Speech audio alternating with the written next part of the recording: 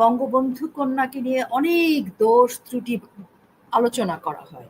তো সেই দোষ ত্রুটির মধ্যে যে কথাটি গত 15-16 বছর ধরে জনগণকে বলে এসছে সবাই, একটি হচ্ছে ভারতের কাছে বাংলাদেশকে বিক্রি করে দিয়েছে। যত চুক্তি হয়েছে তার মানে একটি চুক্তিও বাংলাদেশ বা বাংলাদেশের মানুষের জন্য নয়, সবকিছু ভারতের জন্য। এবং আমি নাম প্রকাশ না করে বলছি, একজন আইন মন্ত্রী, আইন উপদেষ্টা বলেছেন, বহুবার বলেছেন যে 26 লক্ষ ভারতীয় বাংলাদেশে থাকে।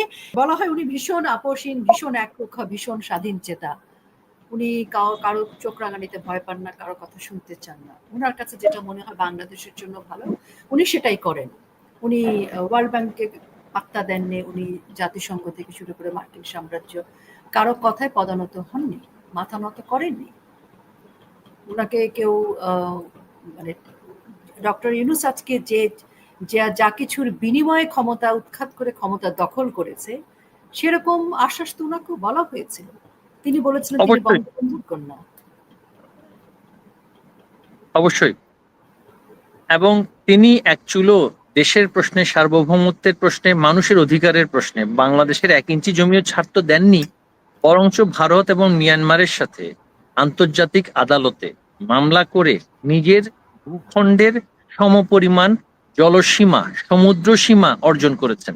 এর আগে তো বহু সরকার ছিল, আওয়ামী লীগের নেতৃত্বাধীন সরকার গত 15-15.5 বছর ছিল, কিন্তু দেখাক বেগম খালেদা জিয়া সরকার ভারতের কাছ থেকে বা মিয়ানমারের কাছ থেকে 1 ইঞ্চি জমি, প্রাপ্য জমি নিতে পেরেছে, একটা খাল নিতে পেরেছে, আর শেখ হাসিনা একটা মহাসমুদ্র বিজয় করেছে।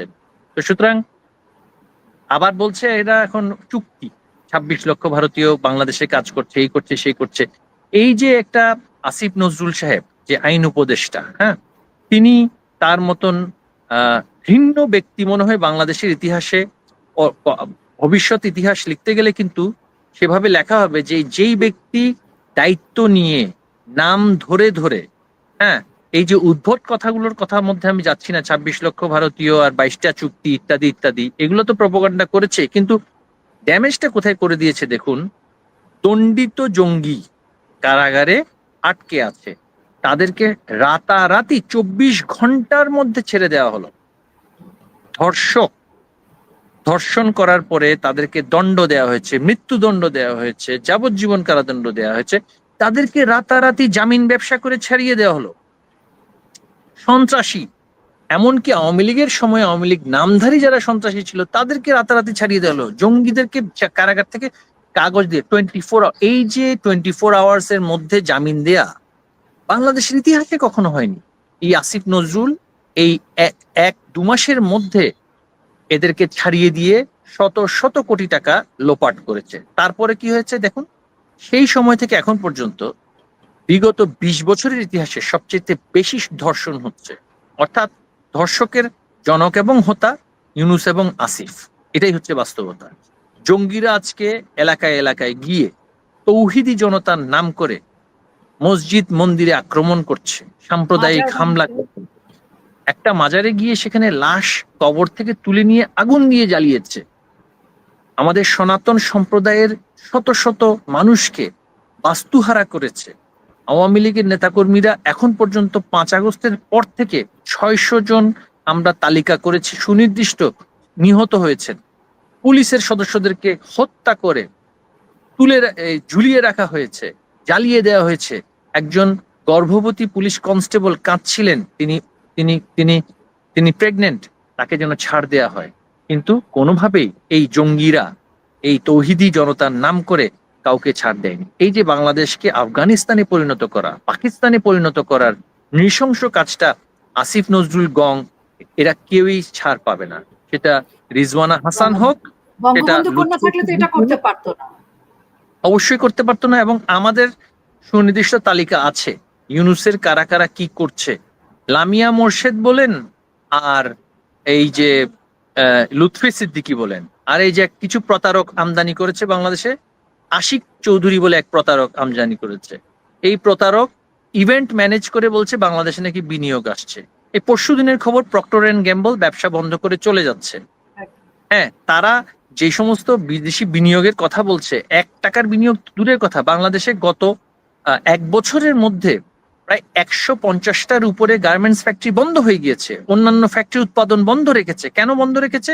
কাঁচা মাল আনতে দিচ্ছে না। কেন আনতে দিচ্ছে না? এলসি করতে হবে। এলসি করলে কি হবে? ডলার এক্সপোর্ট, মানে ইম্পোর্ট বিল পেমেন্ট করতে হবে। ডলার রেখে একটা কৃত্রিম ভাবে, প্রতারণামূলক ভাবে রিজার্ভ দেখানোর জন্য, আইএমএফ কে খুশি করার জন্য, ওয়ার্ল্ড ব্যাংককে খুশি করার জন্য সকল মিল ফ্যাক্টরির চাকা বন্ধ হয়ে গেছে, মিল ফ্যাক্টরির প্রোডাকশন বন্ধ হয়ে গেছে। প্রোডাকশন বন্ধ মানে শ্রমিকের বেতন বন্ধ, শ্রমিকের বেতন বন্ধ মানে কনজামশন বন্ধ, কনজামশন বন্ধ মানে পুরো অর্থনীতি এখন বিপর্যস্ত।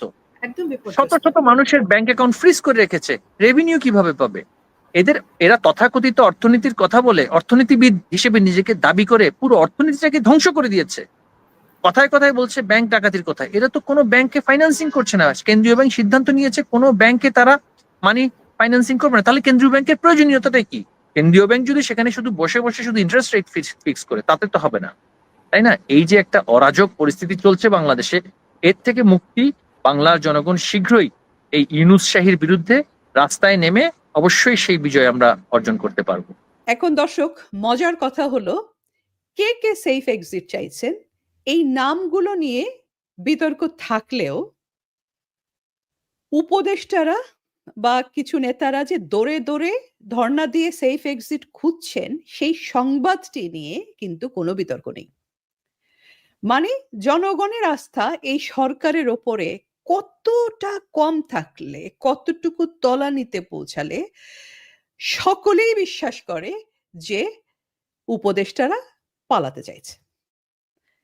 এখন কেন সেফ এক্সিট দরকার হলো দর্শক? উত্তরটি আমরা সবাই কম বেশি জানি। সীমাহীন দুর্নীতি আর অরাজকতা।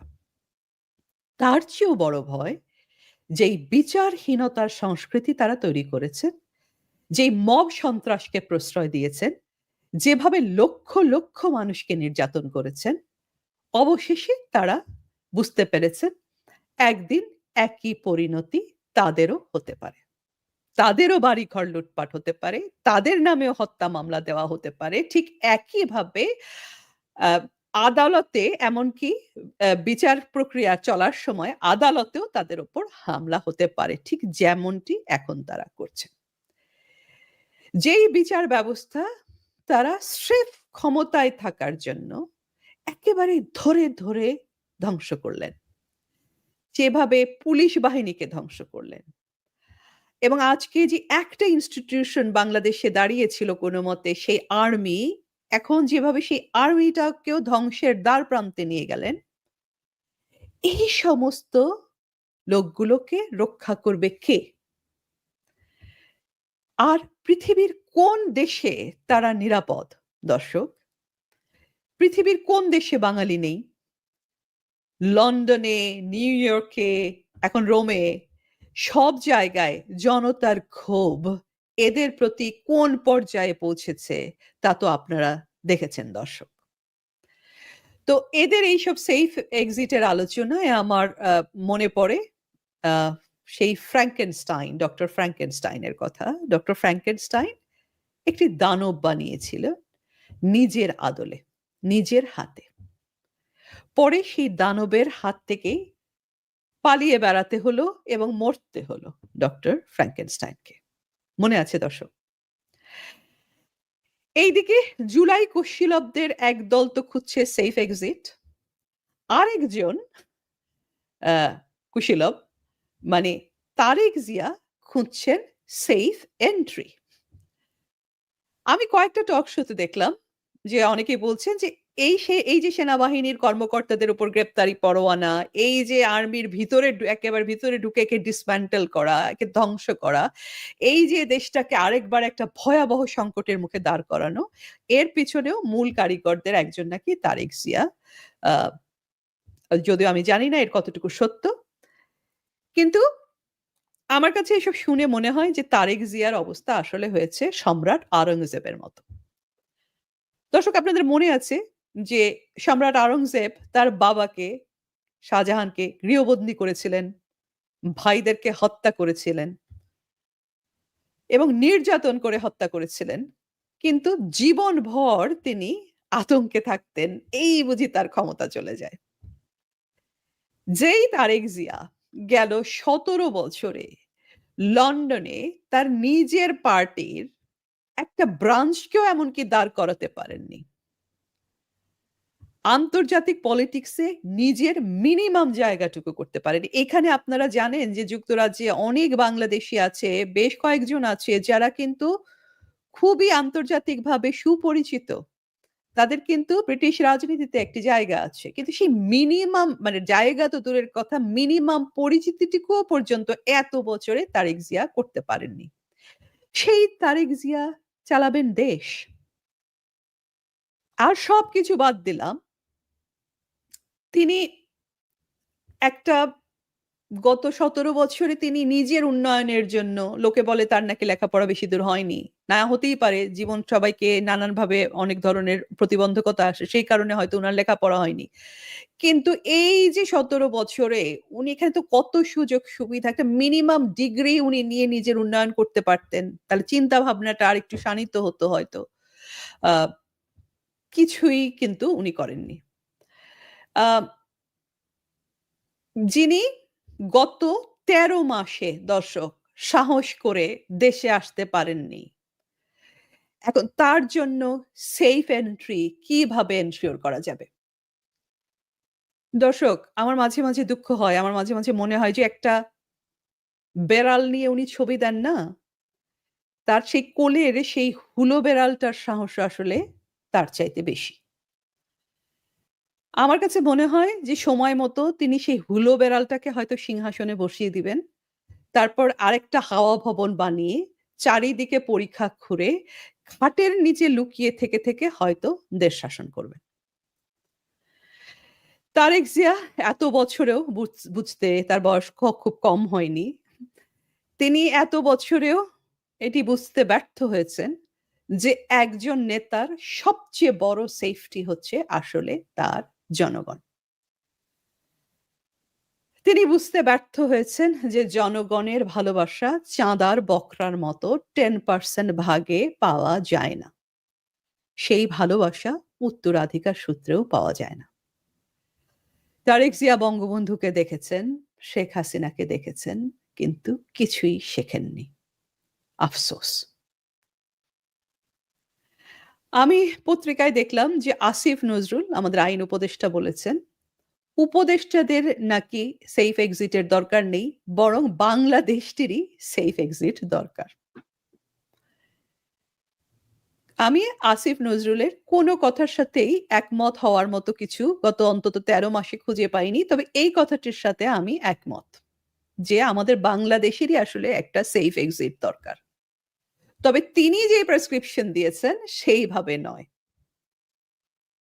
আমাদের দেশটির এবং এই দেশের জনগণের সেফ এক্সিট হবে এই দুঃশাসন, এই অবৈধ ক্ষমতা দখলকারী সরকারের পতন ঘটিয়ে সেফ এক্সিট আসবে। দুঃশাসন থেকে সেফ এক্সিট নিতে বাংলাদেশের জনগণ জানে। তারা 71-এর পাকিস্তান নামক রাষ্ট্রটি থেকে সেফ এক্সিট করেছিল, তারা এইবারও এই ইউনূস গং, এই আসিফ নজরুল গং, এই সমস্ত জঙ্গি সন্ত্রাসী ছাত্রদের কাছ থেকে দেশটিকে রক্ষা করে সেফ এক্সিট এনশিওর করবে। আর ইউনূস সরকার এবং এই সব সেফ এক্সিট খোঁজা নেতা এবং উপদেষ্টাদের বলছি, পালাতে পারেন, কিন্তু ইতিহাসের চোখ থেকে পালানো যায় না। ঘটে গেল একেবারে উত্তরপাড়া। আমরা অদ্ভুত ব্যাপার, আজকাল এই আমার জাতীয় ভাতিজারা সেনাবাহিনীকে সেনাবাহিনী নামটাও পর্যন্ত তারা রাখতে চাচ্ছে না, সেটাকে উত্তরপাড়া বলছে। আমাদের অঞ্চলে ময়মনসিংহ বৃহত্তর অঞ্চলে কিন্তু পাড়া শব্দটা খুব নেতিবাচক, শব্দটা উচ্চারণ করলাম না, সে এই একে উত্তরপাড়া বলে, মানে আমরা বুঝতে পারতেছি না, এরা শুধু বঙ্গবন্ধুকে সংবিধানকে ফেলে দেওয়ার পরে, ধ্বংস করে দেওয়ার পরে 25 নম্বর বাড়ি যে সেনাবাহিনী কাঁধে চড়ে আসলো, তারা এখন তো উত্তরপাড়া করে, মানে যাকে দিয়ে সিন্নি খাইলো তার নামই বিকৃত করতেছে। তো যারা, সুতরাং এরা যাদের কাঁধে চড়ে ক্ষমতা এসেছে, ক্ষমতা দখল করেছে, তারা তো আমাদের সংবিধানকে তারা শ্রদ্ধা করবে না, এটি স্বাভাবিক। বঙ্গবন্ধুর নাম নিতে মুখে ব্যথা পাবে, জিন্নার নাম নিতে খুব উপশম অনুভব করে, স্বাভাবিক। আপনি যদি আমাদের বলতেন যে এই যে আজকে বাংলাদেশে এবং একজন বামপন্থী তথাকথিত বামপন্থীকে দেখলাম 4000 মাইল দূরে মানবাধিকার রক্ষা করতে গেলেন, তিনি যখন সেখানে গিয়েছিলেন তখন যে সমুদ্র উপকূলে যখন তিনি দেখলাম তো আমরা অর্ধনগ্ন নারীদের সাথে বসে তিনি আন্দোলন করতেছিলেন অনেকেই, তখন বাংলাদেশের ঢাকা বিশ্ববিদ্যালয়ের পাশে 3টা লাশ আমরা দেখেছি। এই ব্যাপারে তাদের কথা বলতে শুনি নাই। পাহাড়ে যে গুলি চলেছে সে কথা আমরা বাদই দিলাম, পাহাড়ে ধর্ষণ হয়েছে সে কথা বাদই দিলাম, আমরা ওদিকে যাচ্ছি না। আমরা আজকের বাংলাদেশে এই যে যখন দারিদ্র্যের হার 21.2% চলে আসলো আর বেড়ে গেল, যখন আওয়ামী লীগ ছিল বলছে দেশের অবস্থা ভালো না, কিন্তু এখন দেখতেছি 14 মাসে যা রেখে গিয়েছিলেন সে অবস্থানও নেই।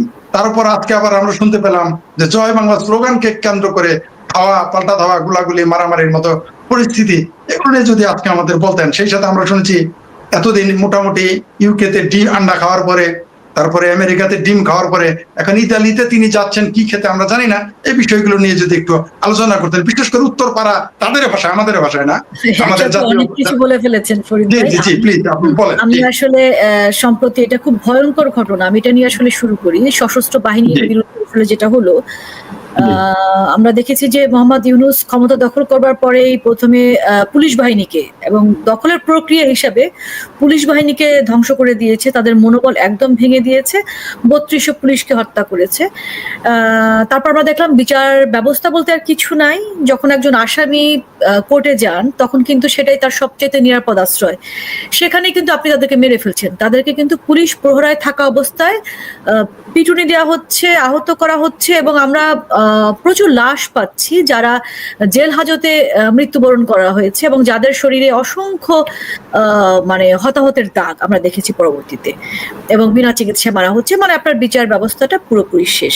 এখন যেটা করা হচ্ছে আমাদের সশস্ত্র বাহিনীর বিরুদ্ধে, আমি তো বলবো এটা একটা মানে দুঃসাহস শুধু নয়, এটি মানে ভয়ঙ্কর ষড়যন্ত্র, আমাদের সার্বভৌমত্ব বিলীন হবার পথে। ফরিদ ভাই, আপনি দেখেন প্রেস সেক্রেটারির একটা বক্তব্য, সশস্ত্র বাহিনীর আর কোনো কর্মকর্তার বিরুদ্ধে গ্রেপ্তারি পরোয়ানা জারির পরিকল্পনা নেই। তার মানে কি, ওনারা পরিকল্পনা করে এগুলো জারি করছেন, এবং গ্রেপ্তারি পরোয়ানা কিন্তু জারি হয়েছে, চার্জশিট দাখিল করা হয়েছে, তাই না? জি। দেখেন এটা মানে কতভাবে আমাদের যে প্রচলিত আইন তার সঙ্গে সাংঘর্ষিক। সেটা যাওয়ার আগে আমি আরেকটা বিষয় বলি। এই যে আপনি 20-এর মানে আন্তর্জাতিক অপরাধ আদালত বা আইনের যে ধারাটা আপনি সংশোধন করলেন, 20-এর গজে আপনি অ্যাড করেছেন, সেখানে কিন্তু স্পষ্ট লেখা, যদি কারো বিরুদ্ধে এই অভিযোগ আইসিটি আদালতে কোনো অভিযোগ করা হয়, তাহলে তার সে কি করতে পারবে না, সে কখনো নির্বাচন করতে পারবে না, সেটা স্থানীয় সরকার হোক, জাতীয় সংসদ নির্বাচন। আচ্ছা গেল স্থানীয় সরকার থেকে একদম নিচের থেকে একদম টপ পর্যন্ত আপনি সরকারি চাকরিতে কর্মরত থাকতে পারবেন। ওকে, তাহলে দেখেন, আমি রুমা, আমার খুব নির্বাচন করার ইচ্ছে হয়েছে, আমি আমার যে প্রতিপক্ষ মনে করছে তার বিরুদ্ধে জাস্ট আমি একটা অভিযোগ করে দিব আইসিটি আদালতে, ঝামেলা শেষ। কারণ এই অভিযোগটা আমলে আনা হবে, তারপর এটা আইনি প্রক্রিয়া চলবে, চলতে চলতে কিন্তু নির্বাচন শেষ। তো আমার যে প্রতিদ্বন্দ্বী সে কিন্তু আর নির্বাচন করতে পারছে না। দেখেন প্রথম সমস্যা। তারপর আবার দেখেন, আপনি এরা এখন যেটা করেছে, এটা অধ্যাদেশ, অধ্যাদেশের ভিত্তিতে কিন্তু এই চার্জশিট দাখিল বা চার্জশিট, এই গ্রেপ্তারি পরোয়ানা সবকিছু করছে। যে অধ্যাদেশটা আইনে পরিণত হতে হলে, অধ্যাদেশ মানে কি, অস্থায়ী আইন, এটাকে স্থায়ী আইনে পরিণত হতে হলে আপনাকে জাতীয় সংসদের পরবর্তী যে প্রথম সেশন, সেখানে আপনাকে এটা পাশ করতে হবে। আচ্ছা, আপনি ধরেন আজকে প্রচলিত এই মানে অস্থায়ী আইনের ভিত্তিতে আপনি কিন্তু ধরেন এটা চলছে, কবে জাতীয় সংসদ নির্বাচন হবে আর কবে কি হবে আমরা এখন পর্যন্ত জানি না, এবং আপনি শাস্তিও দিয়ে দিলেন। শাস্তিটা যদি কারো, এটা শুধুমাত্র আমি যারা আর্মিতে আছেন তাদের নামে, রাজনীতিবিদ যারা আছেন সবার কথাই বলছি, আপনি মৃত্যুদণ্ড দিলেন এবং মৃত্যুদণ্ড হলো। এর পরবর্তীতে যখন জাতীয় সংসদ হলো প্রথম সেশনে, এই অধ্যাদেশটা আর আইনে পরিণত হলো না, বাতিল হলো। তখন কি করবেন, আমি যে ভুক্তভোগী, যে মৃত্যুদণ্ড প্রাপ্ত হয়েছে বা মৃত্যুদণ্ড হয়েছে, তার পরিবার কি করলো, চ্যালেঞ্জ করলো এটাকে, রাইট? চ্যালেঞ্জে তো আপনি যেহেতু আইনই নাই, কাজেই এই বিষয়টা তো তখন সঙ্গে সঙ্গে সবকিছু বেআইনি হয়ে যাচ্ছে। তার মানে এই মৃত্যুদণ্ডটাও বেআইনি হয়ে যাবে। সেক্ষেত্রে যে লোকটা মারা গিয়েছে এটার ক্ষতিপূরণ আপনি কিভাবে দিবেন? এটা কি খেলা শুরু করেছেন নাকি? কিভাবে আপনি ক্ষতিপূরণ দিবেন? রাইট, প্রশ্ন থেকে যায়। তার জীবনে 4-5 বছর 6 বছর 7 বছর জেলে খাটলো, সে জেল খাটার যে সময়টা আপনি এই ক্ষতিপূরণ কিভাবে দিবেন? যে আর্মিতে কিন্তু আবার একটা ব্যাপার আছে, চাকরি হারা, যে একবার চাকরি হারাবে তার আপিলের সুযোগ নাই, সে কেমন করে তার শপথে ফেরত যাবে? এই যে যার মানসিক সমস্যা, এই যে তার পুরো পরিবার, তার আত্মীয় স্বজন, পুরো দেশ জুড়ে যে অশান্ত একটা পরিস্থিতি বিরাজ করছে এই গ্রেফতারের জন্য বা গ্রেফতারের প্রক্রিয়ার জন্য, তাদেরকে এখন হ্যাঁ একটা জায়গায় নিয়ে যাওয়া হয়েছে আর্মি একটা তত্ত্বাবধানে। এইটা আপনি এইটা আপনি আমাকে কিভাবে ক্ষতিপূরণ দিবেন? কোনোভাবে সেটা অসম্ভব নয়। আপনি কোনোভাবে ক্ষতিপূরণ দিতে পারবেন না। আপনি যে মনোবল, আর্মির যে মনোবল ভেঙে দিলেন, এটার ক্ষতিপূরণ আপনি কিভাবে দিবেন? আজকে আপনি যে রাস্তাটা দেখালেন, আমি বলি সেই রাস্তাটা পরবর্তীতে যে ক্ষমতায় আসবে সে যদি দেখায়, সে যদি একই কাজ করে। আচ্ছা, আপনাকে আরেকটা এই সাথে যুক্ত করি, এটা কি আমাদের আন্তর্জাতিক ভাবে আমাদের যে শান্তিরক্ষী মিশনে আমাদের যে সুনাম ছিল সেনাবাহিনীর, সেটা কি একবারে ভুলুণ্ঠিত হয়ে যাচ্ছে না? ওটা তো গেছে, ওটা কেন? আপনি যে আমাদের ICCPR, international convention on civil and political rights, নাগরিক ও রাজনৈতিক অধিকারের যে আন্তর্জাতিক চুক্তি, সেখানে কিন্তু স্পষ্ট আছে যদি আপনি এরকম ভাবে রাজনৈতিক উদ্দেশ্য প্রণোদিত হয়ে এরকম কোন আইন, এরকম কোন অধ্যাদেশ জারি করেন, তাহলে কিন্তু এই পুরো প্রক্রিয়া যারা যুক্ত প্রত্যেকে কিন্তু শাস্তির আওতায় আসবে। আমরা কিন্তু স্পষ্ট দেখছি এই যে আপনি যে ধারাটা সংযোজন করলেন সেটা কিন্তু 100% শুধুমাত্র আপনার রাজনৈতিক প্রতিপক্ষকে ঘায়েল করবার, ঘায়েল না, মেরে ফেলার জন্য। আপনি তো মৃত্যুদণ্ডের কথা বলছেন, মেরে ফেলার জন্য। আপনি মুখে বলছেন জুলাই আগস্ট গণহত্যা, আপনি যখন কোর্টে যাচ্ছেন তখন বলছে মানবতা বিরোধী অপরাধ। ডিফারেন্ট কিন্তু টার্ম, রাইট? হ্যাঁ, এবং আপনার প্রেস সেক্রেটারি যখন এগুলো বলছে, তার মানে কি? এটা আদালতের হাতে না, এটা 100% ক্যাঙ্গারু কোর্ট। নাহলে কোর্ট কি করবে সেটা কি করে প্রেস সচিব বলেন? তো এরকম একটা পরিস্থিতি তখন আসলে মানে আমি যেটা আশঙ্কা করছি, দেশটা তো আমাদের, যতটা না ইউনুসের তার চেয়ে বেশি আমাদের। ইউনুস ট্যাক্স দেন, আমরা ট্যাক্স দিই। সেটা হচ্ছে যে পরবর্তী যে সরকারি ক্ষমতা আসুক, সে কিন্তু চাইলেই এভাবেই সেনাবাহিনীকে, তার যাকে প্রতিপক্ষ মনে হয় তাকে কিন্তু সে এরকম আইনের আওতায় এনে পুরো সেনাবাহিনীটাকে আসলে মানে এটা তো আজকের এই জন্য হ্যাঁ একদম ধ্বংস করে দিচ্ছে, এবং সেই দেওয়ার প্রক্রিয়া শুরু হয়েছে। আসলে আমি আরেকটা বিষয় যেটা বলছিলাম, যে এই যে যাদেরকে আপনি আটক করেছেন, যাদেরকে আপনি এই আওতার মধ্যে নিয়ে এসেছেন, অপারেশন ক্লিন হার্ট হয়েছিল মনে আছে? এবং সেটা দায়মুক্তি হয়েছিল। হ্যাঁ,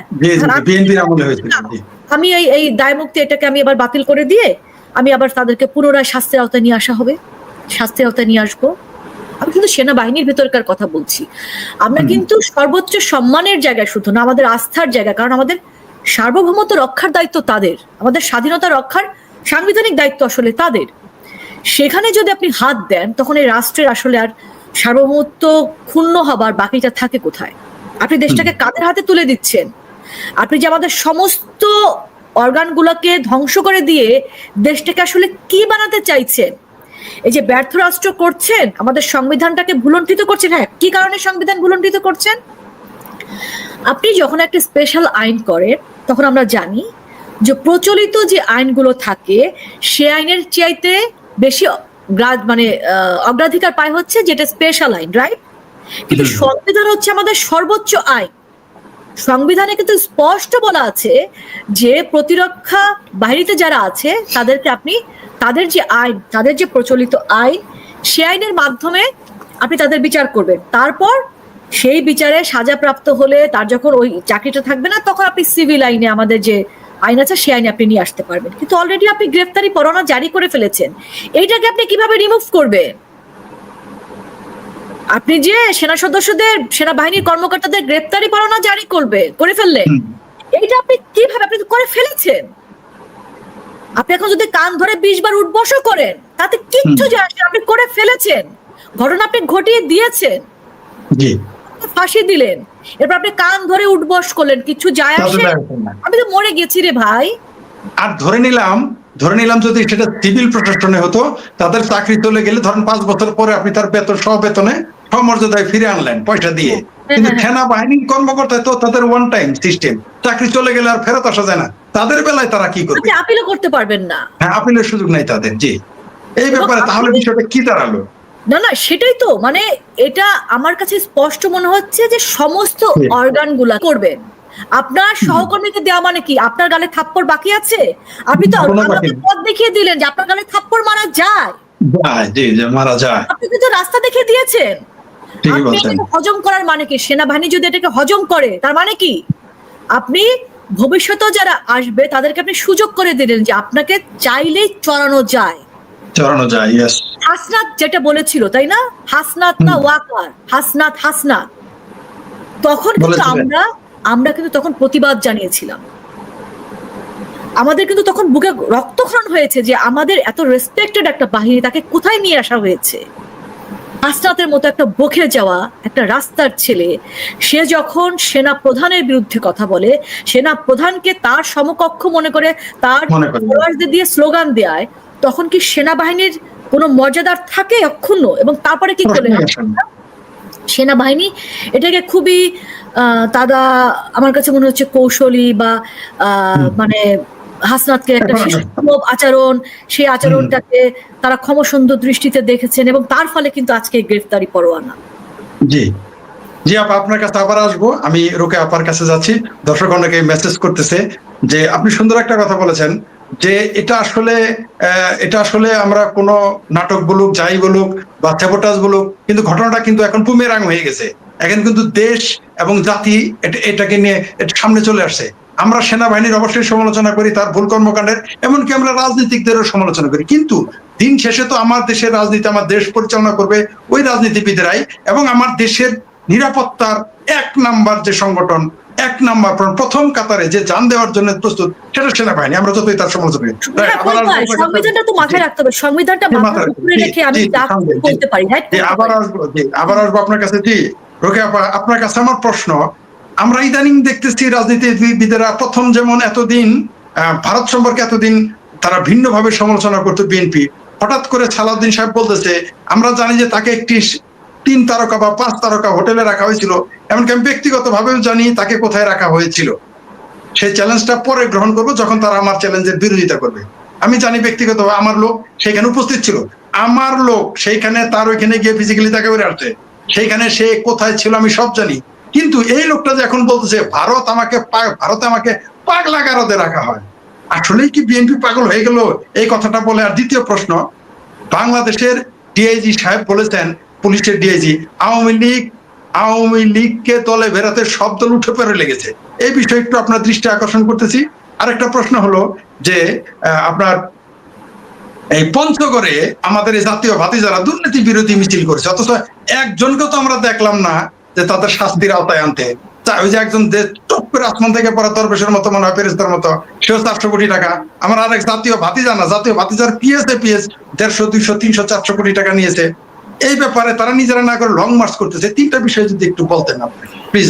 3টা বিষয় তো আমি ভুলে গেলে আমাকে মনে করে দিন। আর তার আগে আমি একটুখানি সেনাবাহিনীতে যেটা হয়েছে, আমি আরিফা রহমান রুমা অনেকদিন পরে আমাদের একসাথে টকশোতে কথা হচ্ছে এক স্ক্রিনে, সেটা ভালো লাগছে। আর শেখ ফরিদ ভাই তো ভীষণ পপুলার মানুষ, হাটে মাঠে ঘাটে সারা বাংলাদেশে, বিশ্বব্যাপী উনার ফ্যান। তো আমি খুব এনজয় করছি এই টকশোটা, কারণ অনেক কিছু জানা যায়, শেয়ার করা যায়, সেটা একটা ব্যাপার। আর যারা দেখছেন আমাদের শুনছেন তাদেরকেও কৃতজ্ঞতা।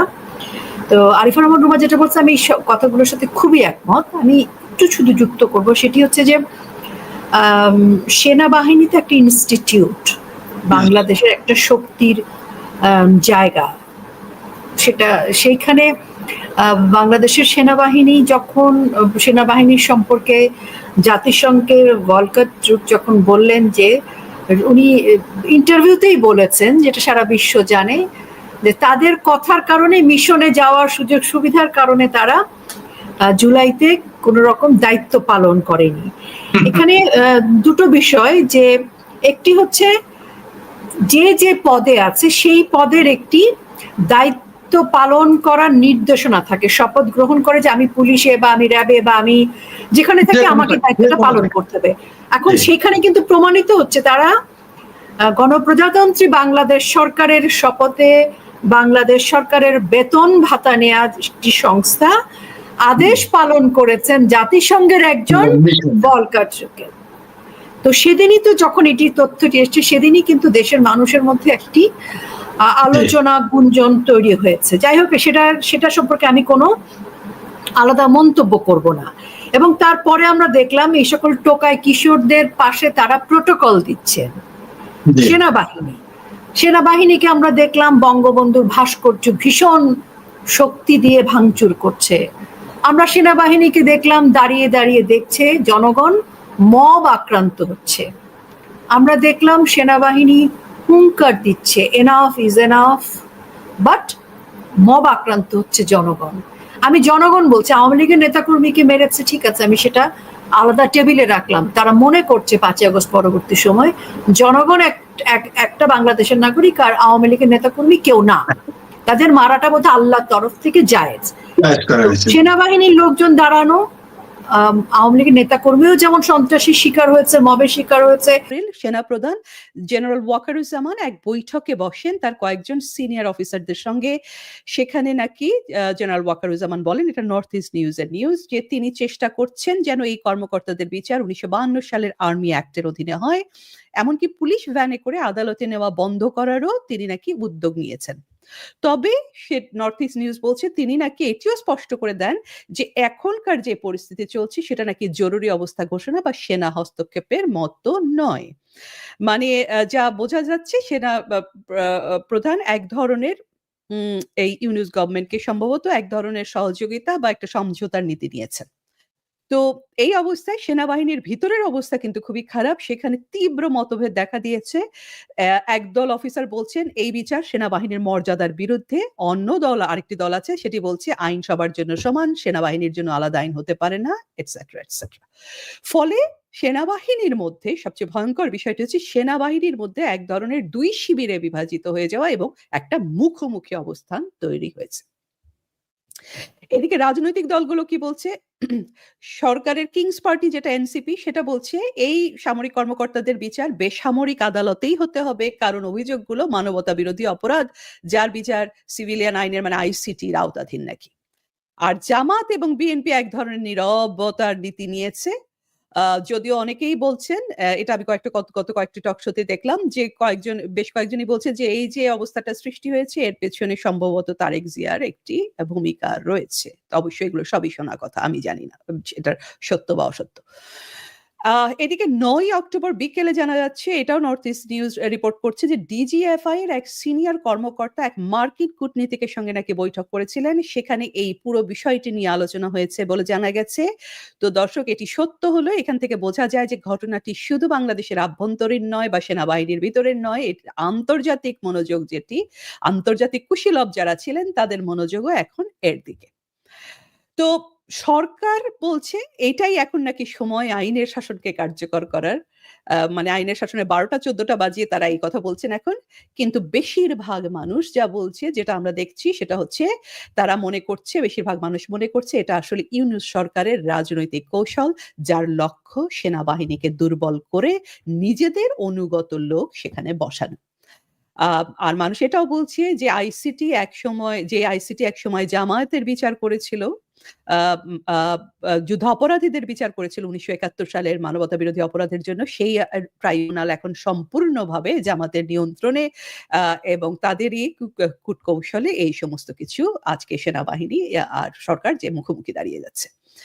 অন্যদিকে জেনারেল ওয়াকারুজ্জামান এখন খুবই ভয়াবহ একটা সংকটের মধ্যে আছেন। যদি এই 24 জন সেনা সদস্যদেরকে কর্মকর্তাকে বলির পাঠা বানানো হয়, তাহলে কিন্তু পরিস্থিতি খুবই দ্রুত উত্তপ্ত হয়ে উঠতে পারে, এবং যার আলামত আমরা অলরেডি বিভিন্ন সোর্স থেকে পাচ্ছি। সব মিলিয়ে বলা যায় বাংলাদেশ এখন একটা খুব ঝুঁকিপূর্ণ মোড়ে দাঁড়িয়ে আছে। একদিকে সরকারের বিচারের নামে প্রহসন, অন্যদিকে সেনাবাহিনীর ঐক্য আর মর্যাদা, এই টানাপোড়েনের ভেতরে কিন্তু রাষ্ট্রের ভিতরকার যে অবস্থা সেটাই নড়বড় হয়ে যাচ্ছে। জেনারেল ওয়াকারুজ্জামান গেল 13 মাস ধরেই আমরা দেখছি যে তিনি এক ধরনের যোগাযোগ এবং সমঝোতার পথ বেছে নিয়েছিলেন, যাতে সেনাবাহিনী আর সরকার একে অপরকে ধরে টান না দেন। আপনাদের মনে আছে দর্শক, এক সময় এই ওয়াকারুজ্জামান সরকারের সঙ্গে রাখাইন করিডোর নিয়ে মুখোমুখি দাঁড়িয়ে গিয়েছিলেন, কিন্তু পরে আমরা দেখলাম যে তিনি পিছিয়ে আসলেন। গোপালগঞ্জে আমরা কি দেখলাম যে জেনারেল ওয়াকারুজ্জামানের সেনাবাহিনী ইউনূস সরকারের কিংস পার্টি এনসিপি কে নিরাপত্তা দেওয়ার নামে সেখানে স্থানীয় জনগণের ওপর চড়াও হলো এবং ভয়াবহ একটা দমন অভিযান চালালো। আজও সেই সব ঘটনার ভিডিও, ছবি, সাক্ষ্য এগুলো ঘুরে বেড়াচ্ছে। মানবাধিকার সংস্থাগুলো বলছে যে সাধারণ গোপালগঞ্জের সাধারণ জনগণের উপর যা হয়েছে সেটি ক্রাইম এগেইনস্ট হিউম্যানিটির মধ্যে পড়ে। দর্শক, আপনাদের নিশ্চয়ই মনে আছে যে 2024-এর জুলাই আগস্টে জাতিসংঘের মানবাধিকার প্রধান ভলকার টার্ক একটা থ্রেট দিয়েছিলেন সেই সময়কার সেনাবাহিনীকে। তিনি সরাসরি, এবং সেটা পরবর্তীতে একটা সাক্ষাৎকার উনি নিজের মুখে সেটা স্বীকারও করেছেন যে উনি এই থ্রেটটি দিয়েছিলেন যে যদি সেনাবাহিনী শেখ হাসিনার বা আওয়ামী লীগের সমর্থন নেয় তাহলে তাদেরকে ইউএন শান্তি মিশনে জায়গা হারাতে হতে পারে। ধারণা করা হয় এই কারণেই সেনাবাহিনী তখন এই জঙ্গি দেশ ধ্বংসের কারিগরদের বিরুদ্ধে কোনো ব্যবস্থা নেয়নি এবং এখনো ওয়াকারুজ্জামান সাহেব যে কোনো টেক ওভার বা ইমার্জেন্সি ডিক্লেয়ার করা কিংবা সরকার বিরোধী কোনো ধরনের পদক্ষেপ নিতে ভয় পাচ্ছেন সম্ভবত। এটি তার কারণ। কিন্তু এখন পরিস্থিতি তো বদলেছে। আপনারা খেয়াল করেছেন কিনা, জাতিসংঘ ঘোষণা করেছে যে তারা তাদের বিশ্ব জুড়ে তাদের যে শান্তি রক্ষা বাহিনী সেটা নাকি তারা 25% কাট ডাউন করবে। অর্থাৎ যেটা দিয়ে ওয়াকারুজ্জামানকে জুলাই আগস্ট মাসে চাপে রাখা হয়েছিল সেই ভয়টা কিন্তু এখন অনেকটাই কমে গেছে, তাই না? তো এখন $1,000,000 প্রশ্ন যেটি, সেটা হচ্ছে সেনা প্রধান জেনারেল ওয়াকারুজ্জামান তাহলে এখন কি করবেন? উনি তো নিশ্চয়ই দেখলেন এই 13 মাসে যে সমঝোতার পথ কাজ করছে না, একটার পর একটা কিন্তু সেনাবাহিনীকে আক্রমণ হচ্ছে, সেটা থামছে না। এখন তিনি আপোষ করে সরকারকে খুশি রাখতে চেয়েছিলেন, গোপালগঞ্জে এরকম নজিরবিহীন একটা দমন পীড়ন করে উনি খুশি রাখতে চেয়েছিলেন, কিন্তু দেখা যাচ্ছে কোনো কিছুতেই কাজ হচ্ছে না, বরঞ্চ সেনাবাহিনীর ভিতরে যে অসন্তোষ সেটা ক্রমান্বয়ে বেড়েছে এবং এখন সেটা একটা চরম পর্যায়ে পৌঁছেছে। অনেকেই বলছেন যে জেনারেল ওয়াকারুজ্জামান তার সেনাদের মনোবল রক্ষা করতে ব্যর্থ হচ্ছেন। এখন ওয়াকারুজ্জামান সাহেবের সামনে আমার মনে হয় 3টি পথ রয়েছে। 1, চুপ থাকা যাতে সেনাবাহিনী কোনো সংঘাতে না জড়ায়। 2, নিজেকে নিরপেক্ষ প্রমাণ করার একটা চেষ্টা যে আমি শুধু আইন যা বলছে সেই আইন মানছি, একটা সিভিলিয়ান যে আইন সেটা মানছি, আইসিটির আইন মানছি, আমার কি দোষ? অথবা থার্ড অপশন হচ্ছে এই সেনাবাহিনীর পক্ষে অবস্থান নেওয়া, তার এই সেনা কর্মকর্তা এবং সদস্যদের পক্ষে অবস্থান নেওয়া, যাতে এই বাহিনীর মর্যাদাটা টিকে থাকে। কিন্তু সমস্যা হচ্ছে এটাতে তারা সরকারের সঙ্গে একটা সংঘাতে জড়িয়ে যেতে পারে। এখন যে পথই তার মানে তিনি নেন সেই পথেই ঝুঁকি আছে। চুপ যদি থাকেন উনি, তাহলে তিনি ইতিহাসের একজন দুর্বল অধিনায়ক হিসেবে থেকে যাবেন, আর যদি প্রতিরোধ করেন তাহলে তিনি সরকারের রোষানলে পড়বেন। সব মিলিয়ে দর্শক, বাংলাদেশের সেনাবাহিনী একটা নজিরবিহীন বিপদ সংকুল অবস্থার মধ্যে আছে। আর জেনারেল ওয়াকারুজ্জামান দাঁড়িয়ে আছেন দুই দিকের মাঝখানে, একদিকে আন্তর্জাতিক চাপ, দেশীয় চাপ, অন্যদিকে তার সেনাদের রাগ আর হতাশা। এখন দেখি, আমরা একটু প্রেডিক্ট করার চেষ্টা করি, তিনি কি আপোষের পথেই থাকবেন নাকি অবশেষে নিজের বাহিনী এবং দেশের সম্মানের পক্ষে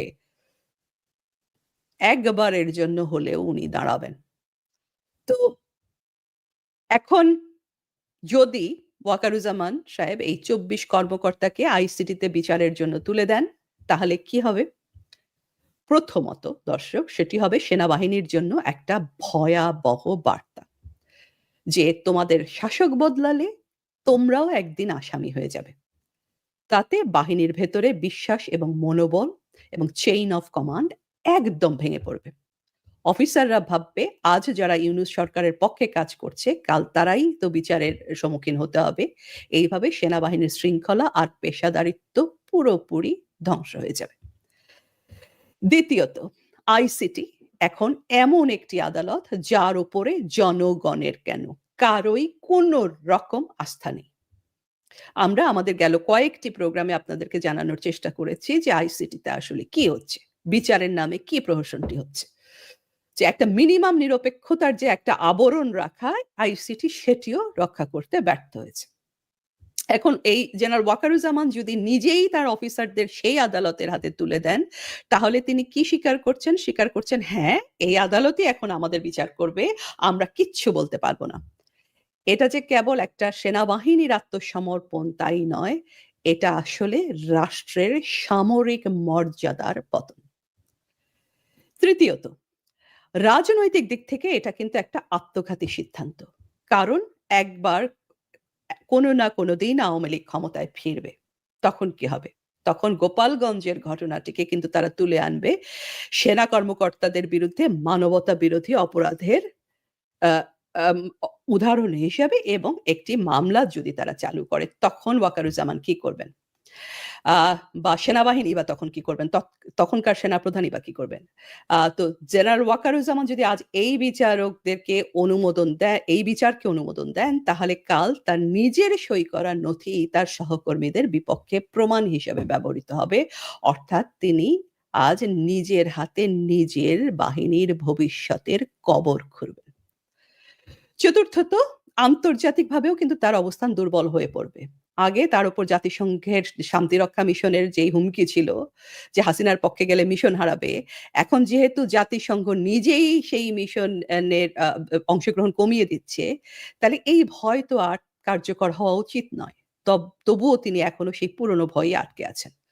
অনেকে বলছেন ওয়াকারুজ্জামান সাহেব যদি নিজের অফিসারদের আইসিটিতে হস্তান্তর করেন, তাহলে ইতিহাস তাকে একজন কম্প্রোমাইজড জেনারেল হিসেবে মনে রাখবে, যিনি তার নিজের বাহিনীকেই রক্ষা করতে ব্যর্থ হয়েছেন আর রাষ্ট্রের নামে রাজনৈতিক প্রতিহিংসাকে বৈধতা দিয়েছেন। ইতিহাস বলে, দর্শক, যখন কোনো সরকার সেনাবাহিনী, বিচার ব্যবস্থা বা গোয়েন্দা সংস্থার মতো মূল রাষ্ট্রীয় প্রতিষ্ঠানগুলোকে নিয়ন্ত্রণ বা পুনর্গঠন করার চেষ্টা করে, তখন তার ফলাফল কখনোই ভালো হয় না। প্রথম বিপদ হলো রাষ্ট্রীয় প্রতিষ্ঠানের ভাঙন। একবার যখন সেনাবাহিনীর ভেতরে সন্দেহ ঢুকে যায় কে সরকারের পক্ষ কে বিপক্ষ, তখন এই যে এর একক কাঠামো ভেঙে আছে, সেটি ভেঙে গিয়ে সৃষ্টি হয় গোষ্ঠী, ক্যাম্প এবং আভ্যন্তরীণ শত্রুতা। এটি যে শুধু বাংলাদেশের অভিজ্ঞতা তাই নয়, এটি বহু দেশের অভিজ্ঞতা। উদাহরণ হিসাবে বলা যায় তুরস্কের কথা। 2016 সালে এরদোয়ানের সরকারের বিরুদ্ধে সেনা অভ্যুত্থানের চেষ্টা করা হয়েছিল। তার আগেই সরকার সেনাবাহিনীর উচ্চ পদে নিজেদের অনুগতদের বসাতে শুরু করে। এর প্রতিক্রিয়া হিসাবে সেনাবাহিনীর একাংশ সরকারের বিরুদ্ধে যায়, আর তারপর শুরু হয় ভয়াবহ দমন পীড়ন। হাজার হাজার সেনা, বিচারক, শিক্ষককে বরখাস্ত করে জেলে পাঠানো হয়। আজও সেই ক্ষত কিন্তু, দর্শক, শুকায়নি। একই অবস্থা মিশরে, একই অবস্থা পাকিস্তানেও। পাকিস্তানের ইতিহাসটি বলতে গেলে অনেক দীর্ঘ হয়ে যায়, কিন্তু আপনারা সবাই সেটি কম বেশি জানেন। ভেনেজুয়েলা, মিয়ানমার, এই একই কাহিনী কিন্তু দেখা গেছে। এবার আমাদের নিজেদের ইতিহাসটা একটু দেখি। 1975 সালের কথাটি মনে করুন। বঙ্গবন্ধুকে সপরিবারে হত্যার পর বাংলাদেশে 1975 সালের 7ই নভেম্বরে অভ্যুত্থানের মাধ্যমেই মূলত ক্ষমতার কেন্দ্রে চলে আসেন কে? জেনারেল জিয়াউর রহমান। সেই সময় আওয়ামী লীগ এবং বাংলাদেশের কমিউনিস্ট পার্টি সিপিপি ছাড়া বাকি সব রাজনৈতিক দল, যাদের মধ্যে ইসলামপন্থী এবং চীনপন্থী বাম দল, সবাই কিন্তু সেই সময় এই অভ্যুত্থানকে স্বাগত জানিয়ে বিবৃতি দিয়েছিল। সেই বছর নভেম্বরের প্রথম 10 দিনের মধ্যে 2টি বড় বড় অভ্যুত্থান ঘটে, সাথে একাধিক অভ্যুত্থানের চেষ্টাও ছিল। পরে পুরো নভেম্বর মাসটিই ছিল প্রচন্ড উত্তাল। আপনারা জানেন জিয়াউর রহমান কর্নেল তাহেরকে ফাঁসিতে ঝোলান। তাকে 24শে নভেম্বর গ্রেপ্তার করা হয় এবং 76 সালের 21শে জুলাই রাষ্ট্রদ্রোহিতার অভিযোগে সামরিক আদালতে ফাঁসি দেওয়া হয় কর্নেল তাহেরকে। সেটি ছিল বাংলাদেশের সেনাবাহিনীতে প্রথম কোনো অফিসারের ফাঁসির ঘটনা। 75 পরবর্তী 3 বছরে ঢাকা, চট্টগ্রাম, কুমিল্লা, যশোর, রংপুর, সৈয়দপুর ও বগুড়া সহ বিভিন্ন সেনানিবাসে ছোট বড় মিলে 18টি সেনা বিদ্রোহ ঘটেছিল। দর্শক, এর পরের ইতিহাস আমরা সবাই জানি। এত কিছু করে ক্ষমতা নিয়েও সেই ক্ষমতা টেকেনি। সেনা বিদ্রোহেই প্রাণ দিতে হয়েছিল জিয়াউর রহমানকে। অর্থাৎ ইতিহাসের রূপরেখাটি খুবই পরিষ্কার। রাষ্ট্রের ভিত নেড়ে দিলে সেই কম্পন থেমে থাকে না। একদিন তা ফিরে আসে পাল্টা অভ্যুত্থান হয়ে কিংবা প্রতিশোধ হিসাবে। দর্শক, দ্বিতীয় পরিণতি হলো আইনের প্রতি আস্থা হারানো। এক দল ক্ষমতায় থাকলে অপর দলের বিচার হয়, আর দল পাল্টালে আবার হয় উল্টোটা। এই দুষ্ট চক্রে কেউই কিন্তু নিরাপদ নয়, না রাজনীতিবিদ, না সেনার সদস্যরা, না সাধারণ নাগরিক। তৃতীয় বিপদ হলো আন্তর্জাতিক বিশ্বাসযোগ্যতার পতন। যখন একটি দেশে একটি দেশ নিজের বিচার ব্যবস্থাকে রাজনৈতিক হাতিয়ার হিসেবে ব্যবহার করে, তখন আন্তর্জাতিক সম্প্রদায় সেটিকে আর নিরপেক্ষ রাষ্ট্র হিসেবে দেখে না। বিনিয়োগ কমে যায়, সহযোগিতা কমে যায়, আর দেশের ভাবমূর্তি ক্ষতিগ্রস্ত হয়, যার প্রতিটি আমরা এখন দেখছি বাংলাদেশে। যদি আইসিটি ও সেনাবাহিনীর এই সংঘাত বাড়ে, তাহলে আন্তর্জাতিক মহল সেটিকে রাজনৈতিক প্রতিহিংসার প্রমাণ হিসেবে দেখবে, ন্যায় বিচারের উদাহরণ হিসেবে দেখবে না দর্শক। চতুর্থত, সবচেয়ে বড় বিপদ হলো জনমতের বিভাজন। দেশের সাধারণ মানুষ যদি অনুভব করে যে বিচার আসলে রাজনীতিরই আরেক নাম, তাহলে রাষ্ট্রের নৈতিক ভিত্তি ভেঙে যায়। তখন কেউ আইনে বিশ্বাস রাখে না, সবাই নিজের দল, নিজের পরিচয়ের ভেতরে আশ্রয় খুঁজতে থাকে, এবং এই অবস্থায় নাগরিক সংঘাত বা সিভিল ওয়ারের জন্ম দেয়। শেষ কথা হলো, একজন সেনা প্রধানের সবচেয়ে বড় শক্তি কি? সবচেয়ে বড় শক্তি হলো তার বিশ্বাসযোগ্যতা, তার সাহস আর তার দৃঢ়তা। তার উপরে দায়িত্ব ন্যস্ত হয়েছে দেশকে রক্ষা করার, দেশের সার্বভৌমত্বকে রক্ষা করার, দেশের জনগণকে রক্ষা করার। যদি জেনারেল ওয়াকারুজ্জামান সেই জায়গাটি হারান, তাহলে সেনাবাহিনী শুধু রাজনৈতিকভাবে নয়, নৈতিকভাবেও ধ্বংস হবে দর্শক। আর ইতিহাস বলবে, জেনারেল ওয়াকারুজ্জামান নীরব থেকে সেনাবাহিনীকে ধ্বংস হতে দিয়েছিলেন। হত্যার শিকার হয়েছে, ভাঙচুরের শিকার হয়েছে, অগ্নিসংযোগ, স্থাপনা ধ্বংস। কাজে স্থাপনা ধ্বংস হচ্ছে রাষ্ট্রের, আর সাধারণ মানুষ সহ সবকিছু যা ঘটেছে, ভাবমূর্তি নষ্ট হয়েছে দিনের শেষে বাংলাদেশে। এবং তারপর যেটি হলো যে আমরা দেখলাম হাসনাত সহ বিভিন্ন জন সেনাবাহিনীকে আক্রান্ত করবে, ক্যান্টনমেন্ট ঘুরিয়ে দেবে। এবং একটি ছবি যেটা 1/11-এর সময় খুব পপুলার ছবি ছিল, একজন সেনাবাহিনীকে লাথি মারছে, একজন ফ্লাইং কিক দিচ্ছে, সেটিকেও পোস্ট দিয়ে সম্ভবত সাকিব যে ছেলেটি বলেছিল স্থাপনা ধ্বংস না করলে, থানা না পোড়ালে আন্দোলন সফল হয় না, সেই সম্ভবত ওরকম একটা পোস্ট দিয়ে বলেছিল যে এইটা যদি মনে থাকে সেনাবাহিনীর, তাহলে তাদের ওখানে আসবে না। তো এরকম নানাবিধ ঘটনার মধ্যে দিয়ে সেনাবাহিনীর মর্যাদাটাকে ক্ষুণ্ণ তারাই করেছে যাদেরকে সেনাবাহিনী পৃষ্ঠপোষকতা করেছে। তারপরও আমি মনে করি যে আমার দেশের সেনাবাহিনী ভাই আমার সবচেয়ে আপন মানুষ, আমার পুলিশ আমার আপন। কারণ গুটিকত হয়তো অন্যায় করতে পারেন, কিন্তু সেনাবাহিনী যদি আমি বলি, অবশ্যই সেনাবাহিনীর মর্যাদার সাথে আমি একজন নাগরিক হিসেবে আমার মর্যাদাও জড়িত। কারণ দিনের শেষে সেনাবাহিনী বাংলাদেশকে রিপ্রেজেন্ট করে, বাংলাদেশের সীমান্তকে রক্ষা করে, বাংলাদেশকে রক্ষা করে, এবং সেনাবাহিনী এই গর্বটা তো আমরা করি। আর আমি ব্যক্তিগতভাবে খুবই সেনাবাহিনী পছন্দ করি, কারণ আমার একদম ছোটবেলায় আমার এইম ইন লাইফ ছিল আমি সেনাবাহিনী প্রধান হব। তো এটা আমার একদম ছোটবেলার প্ল্যান ছিল, যাই সেনাবাহিনী প্রধান কেন, আমি সেনাবাহিনী কিছুই হতে পারিনি। তো ছোটবেলার এইম ইন লাইফ। কিন্তু এখন যে ঘটনাটি ঘটেছে, এটিতে আমার মনে হচ্ছে যে একটা প্রতিষ্ঠানকে অপমান করা। এখানে কে ভালো কে মন্দ, কে অপরাধ করেছে, সেনাবাহিনীর রুলস আছে, সরকারি রুলস আছে, সেনাবাহিনীর চাকরির ক্ষেত্রে কিছু রুলস আছে, সেই সব কিছু না মেনে সেনাবাহিনীকে আমাদের মনে হলো, সাধারণ মানুষের কাছে যে জিনিসটি উপস্থাপন হলো সেটি হচ্ছে সেনাবাহিনীকে একদম নিচুতে নামিয়ে দেওয়া হলো। মানে পুলিশকে কিন্তু মেরে কেটে পুড়িয়ে টেনে হিচড়ে নিয়ে যাওয়া, লাশকে বিকৃত করা, ঝুলিয়ে রাখা, উলঙ্গ করে ফেলে রাখা, ওর মধ্য দিয়ে পুলিশের ইনস্টিটিউটটাকে শেষ করে দিয়েছে। এখন বাকি ছিল সেনাবাহিনী, খানিকটা ঝুলে ছিল সেনাবাহিনী, লাইফ সাপোর্টে ছিল, সেটিও তুলে নেওয়া হলো। এখন সেনাবাহিনীর যে অস্তিত্বের সংকট, আমি আশা করব সেনাবাহিনী তাদের অস্তিত্বের সংকট, তাদের পরিচয়ের সংকট, তাদের আত্মগর্বের সংকট, তাদের যে আত্মপরিচয় একজন সেনাবাহিনী অফিসার হিসেবে ট্রেনিং করেছে, তাদের যে মেধা, তাদের যে মর্যাদার চাকরি, এবং তার চাকরির সাথে তার পরিবারেরও মর্যাদা আছে, এই সব কিছুকে নিশ্চয়ই তারা ভাববেন যে তাদের কি করা উচিত। রাষ্ট্র, দেশ, জনগণ, নাকি এমন কোন চক্রের তাবেদারি করা যারা আসলে দিনের শেষে তাদেরকে অপমানই করলো। ভাবতে হবে তাদেরকে আবার নতুন করে। আমি এর চেয়ে বেশি কিছু বলতে চাই না। এবার আসি আপনার প্রশ্নে। আপনি যে প্রশ্নগুলো করেছেন, আমাকে যদি ওই দুর্নীতির প্রশ্নটা মনে আছে আমার শেষেরটুকু, সেটা বলি। এটা হয়েছে কি, মাঝে মাঝে ওরা কিছু কিছু ছোট ছোট আমরা বলি যে mini short film, mini documentary, full length cinema বলি, নাটক বলি, টেলিফিল্ম বলি, ওরা মাঝে মাঝে এরকম মিনি শর্ট ফিল্ম করে, মাঝে মাঝে মিনি টিজার দেখায় আমাদেরকে। সেগুলো হচ্ছে এগুলো, এবং প্রতিটাই ফ্লপ যায়। দুর্নীতি তো খালি চোখে আমরা দেখছি গত 13 মাসে। দুর্নীতি নিয়ে বললে মনে করেন আপনার 13 মাসে শেষ হবে না, মানে এক একজন এত দুর্নীতি করেছে। তো সেখানে এইরকম একটা মিনি মিছিল করা, এটা হচ্ছে কি, মানে কারো হয়তো কোনো দৃষ্টিটাকে সরানোর প্রয়োজন ছিল।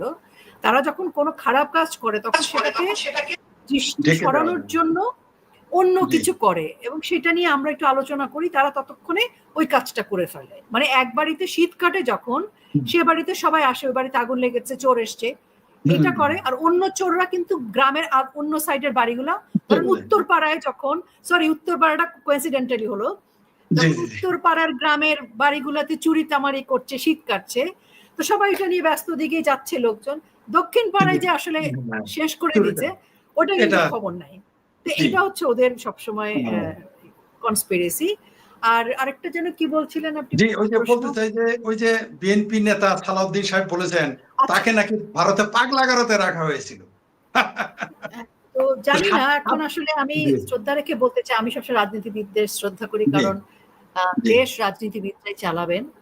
কিন্তু আমি জানি না, মানে গত 5ই আগস্টের পর থেকে ওই দলের রাজনৈতিক বেশিরভাগ নেতারা কি বলছেন, এবং প্রতিদিন ওরা নতুন নতুন নিউজের মতো প্রতিদিন যেমন শীর্ষ সংবাদ পরিবর্তন হয়, মানে নতুন নতুন সংবাদ দেন ওনারা, এবং এমন কথাগুলো বলেন যেগুলো আসলে আমরা জানি, দেখেছি, এবং তথ্য প্রমাণ আছে। সেই কারণে আমি আসলে ওনার এই কথাগুলো এত বহুল আলোচিত, এত বহুল প্রচারিত, এত বহুল তথ্য প্রমাণ সকলের কাছে আছে, উনি এটা আসলে কেন বললেন আমি জানি না।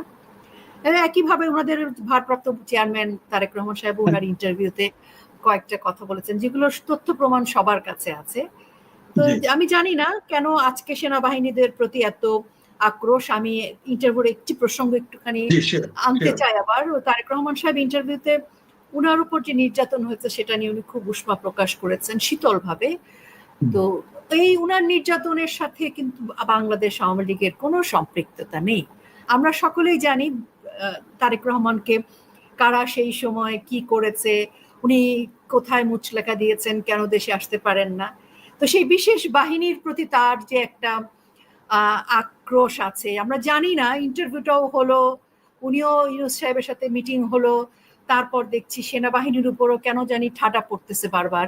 তো সবকিছু মিলায় আমি আসলে কিছু বলতে চাই না, কিন্তু আমি মানে এরকম সম্ভাবনার কথা লোকজন বলছে, টক শোতে শুনছি, উকি ঝুঁকি দিচ্ছে আর কি।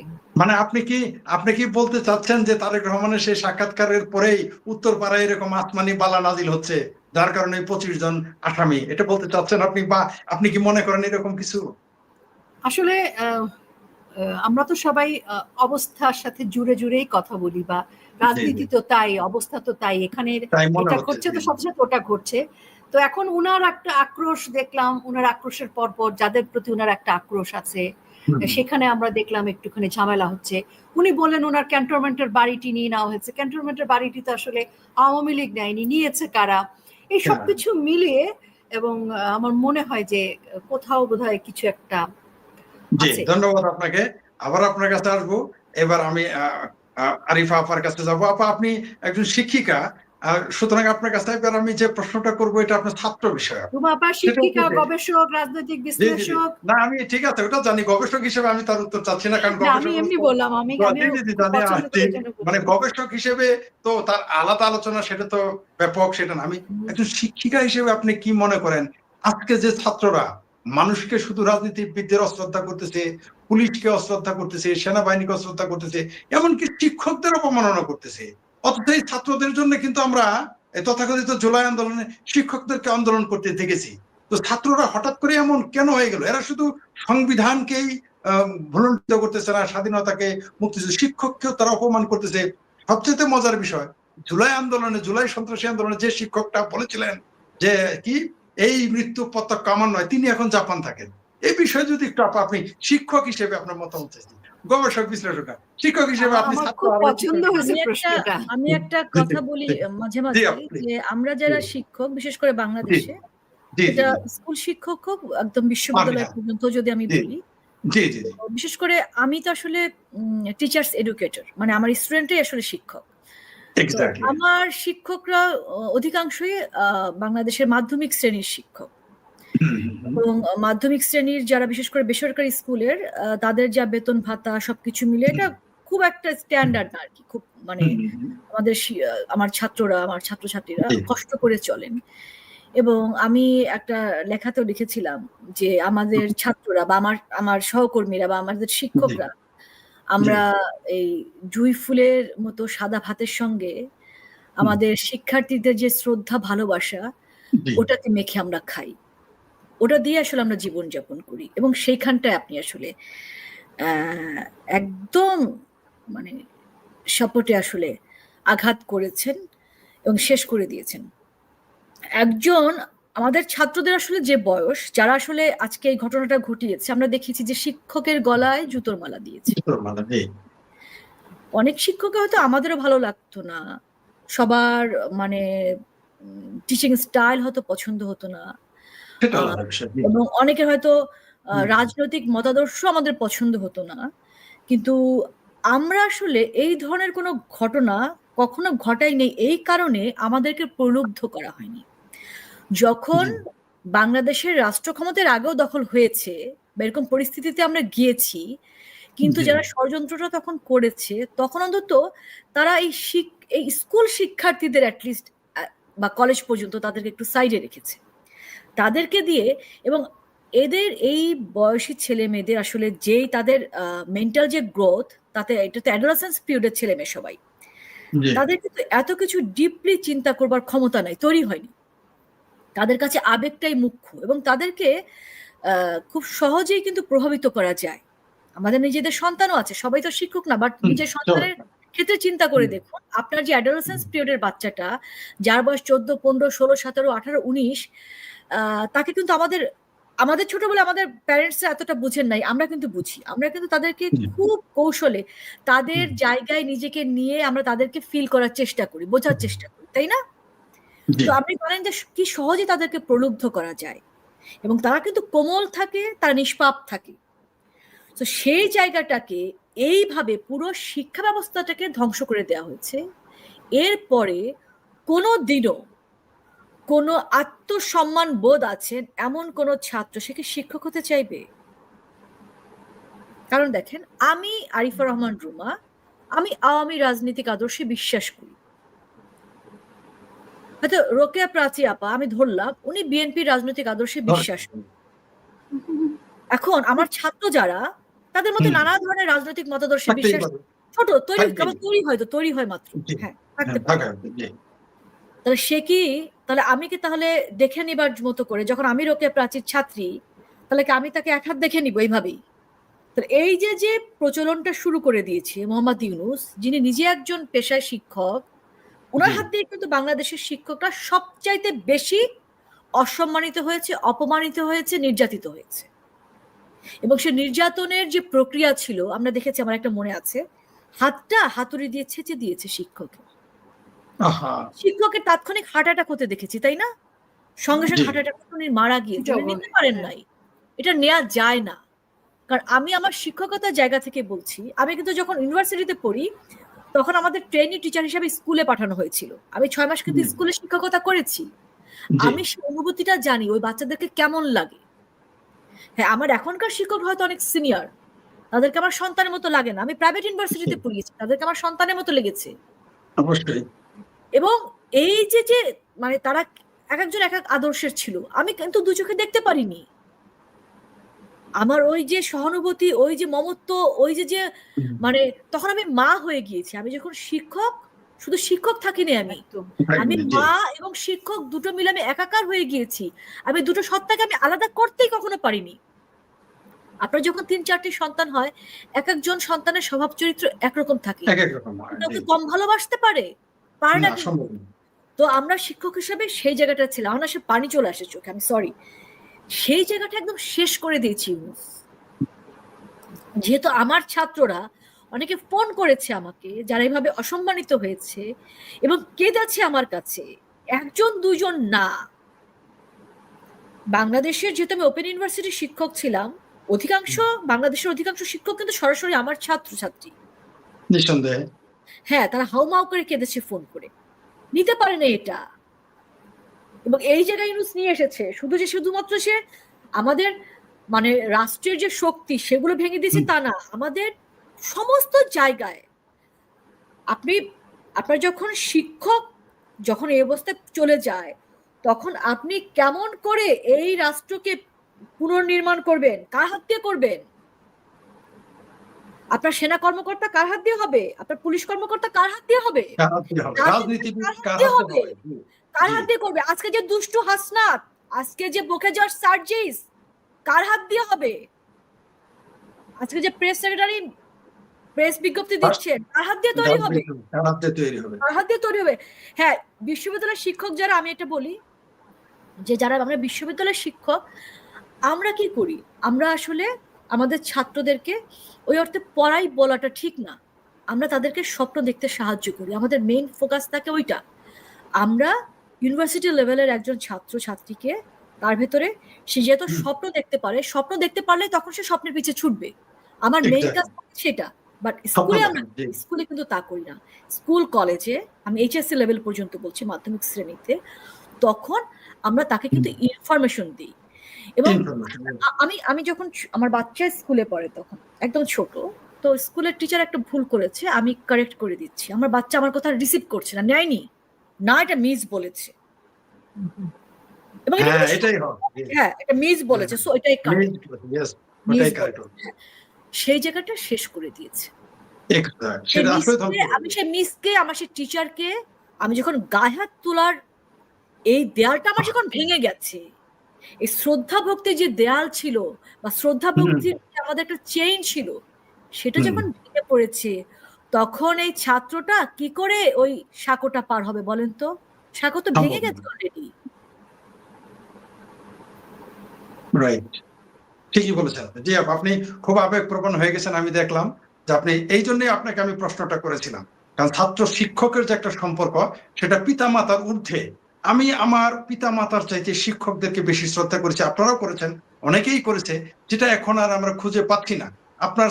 আপনার সন্তান যেমন বলেছে, আমার মিস এটা বলেছে, ঠিক আমার সন্তানও কিন্তু তাই বলে। না বাবা, আমি বলি তোমার শিক্ষক আসলেই ভুল বলেছে। যেমন কোন একটা বিষয় একটা আসছে, দেখেন আমি একজন বিশ্ববিদ্যালয়ের শিক্ষক, আমাকে বিনা অপরাধে মব করে বের করে দিয়েছে। এই যে মব করে দেয়া যায় শিক্ষককে, আহা, এটা আপনি বিশ্বাস করেন এটা যে কত দুর্ভাগ্যজনক। শুধু আপনি না, ক্ষতিটা যে করে দিল, কি ক্ষতিটা যে পার্মানেন্টলি করে দিয়েছে, আপনি এটা রিকভার কিভাবে করবেন?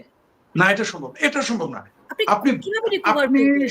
সবকিছু সার্জারি করা যায়, হার্ট সার্জারি করা যায়, আই সার্জারি করা যায়, লিভার সার্জারি করা যায়, কিন্তু backbone surgery it is a very difficult surgery. আমাদের সামাজিক যে মূল্যবোধ, সেটা ধ্বংস করে সামাজিক মূল্যবোধটাকে ভেঙে দিল, আমাদের একটা প্রজন্মকে ভেঙে দিল, এবং প্রত্যেকটা দেশের একটা ভাবমূর্তি থাকে, প্রত্যেকটা দেশ সম্পর্কে মানুষের একটা ইমেজ থাকে, মানুষ সারা পৃথিবীতে। তো সেটা নষ্ট করে দিল এবং আমাদের যে বয়সের ছেলেদেরকে মব হিসেবে তৈরি করে দিল। দেখেন, এই বয়সের ছেলেরাই কিন্তু মানে ইন্টারমিডিয়েট বা তারপরে তারা সারা বিশ্বের বিভিন্ন বিশ্ববিদ্যালয়ে তারা পড়তে যায়। এখন কি হলো, বাংলাদেশের স্টুডেন্ট মানেই একটু জঙ্গি, একটু সন্ত্রাসী, অর্থাৎ টোটাল ইমেজ যেটা দাঁড়িয়েছে না, আমাদের বাংলাদেশের স্টুডেন্টরা এবং এই বয়সের যারা, তারা নিষিদ্ধ বিভিন্ন বিশ্ববিদ্যালয় তাদেরকে নিচ্ছে না এবং তাদেরকে জঙ্গি সন্ত্রাসী হিসেবে তারা মনে করছে। আমি তো মনে করি যে বাংলাদেশের সবাই জঙ্গি নয়, সকল বাচ্চারা, সকল, কিন্তু এই যে কিছু কিছু কাজটা করলো এরকম, এবং অটো পাস নিয়ে যেটা হলো নাটকটা এত বিচ্ছিরি হলো, এই ঘটনাটা দেখেন, তারা জোর করে অটো পাস নিবে, জোর করে অটো পাসেও তারা বেশি নাম্বার নিবে, শিক্ষকদেরকে অপমান করছে, সচিবালয়ে যাচ্ছে। এই যে পুরো সামাজিক যে মানে একটা একটা সুন্দর জায়গা সেটি নষ্ট করে দিল, এবং এই বাচ্চাগুলোকে আর শিশু কিশোর তরুণ মনে হয়নি। ওদের আমি মধ্যে একটা এক বিষয় ধরনের- অ্যাড করি একটু, আমি সরি ইন্টারাপ্ট করার জন্য জি, ভুলে জি, নিশ্চয়ই। 24-এর চেতনায় আগামী বাংলাদেশ চলবে। আচ্ছা, এরা শুধুমাত্র 24-এর চেতনার কথা বলে, বিএনপি তাও মাঝে মাঝে 71 সহযুক্ত করে। এরা যে সরাসরি 24-এর কথা বললো, 71-এর কথা এরা কেন মুখ দিয়ে বের করেন আমরা তো বুঝতে পারি না। এই ব্যাপারে যদি এখানে- তাদের সম্পর্কে একটু। জি দুটো বিষয় আছে। একটা হচ্ছে জি আমি একটু প্রথমে একটু মানে ইয়ে করে বলি আর কি, একটু হুম অন্য স্যাটার করে বলি।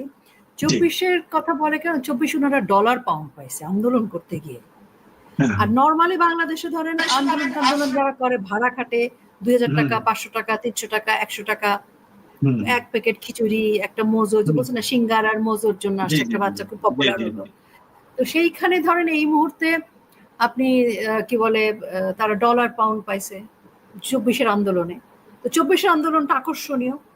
24-এর আন্দোলনে তারা পুলিশকে পিটাইছে, খুব ভালো লাগছে। যারা পিটানোর রাজনীতি করে তাদের তো পিটাপিটি করতে ভালো লাগে, তো তারা সেটা করেছে।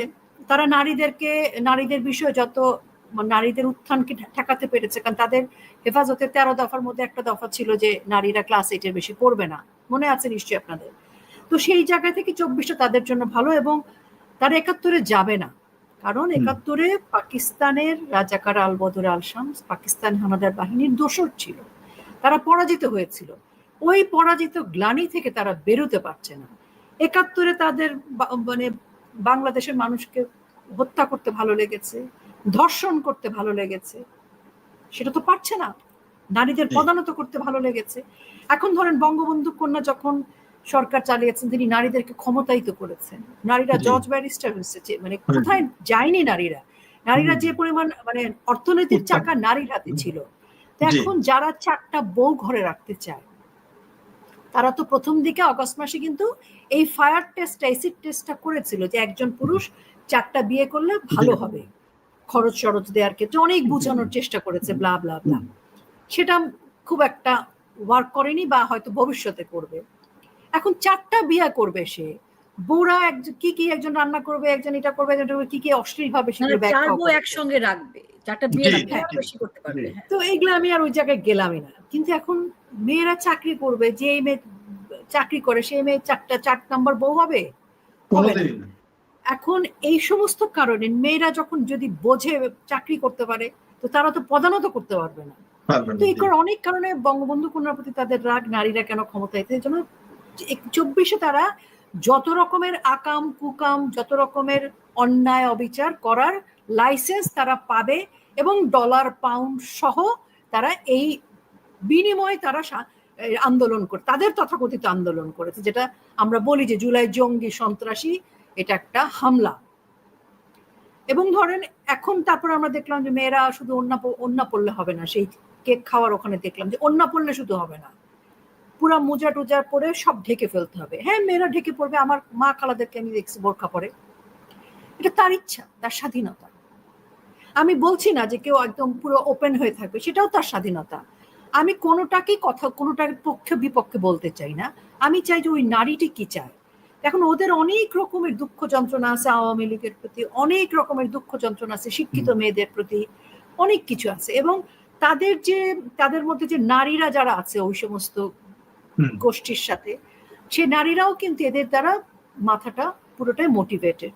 তারাও কিন্তু নারী কোটায় কিছু থাকুক, নারীরা কোথাও চাকরি পাক, তাদের কোনো রকমের আগ্রহ নাই। তারাও বেগম রোকেয়ার মুখের উপরে কালি লেপে দিচ্ছে, ভাষার শব্দটাও লিখে বুঝতে পারছে না। তারা মনে করতেছে যে সব ভালো, সুন্দর সুন্দর সুন্দর।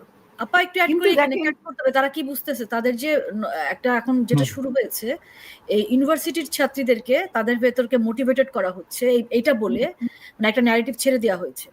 সেটা হচ্ছে যে চাকরি করা তো কষ্ট, তো তোমার যদি হাত মোজা বা মাথায় কভার করে আরামসে বসে বসে খাওয়া যায় পায়ের পর পা তুলে, তাহলে তুমি কেন কষ্ট করবা?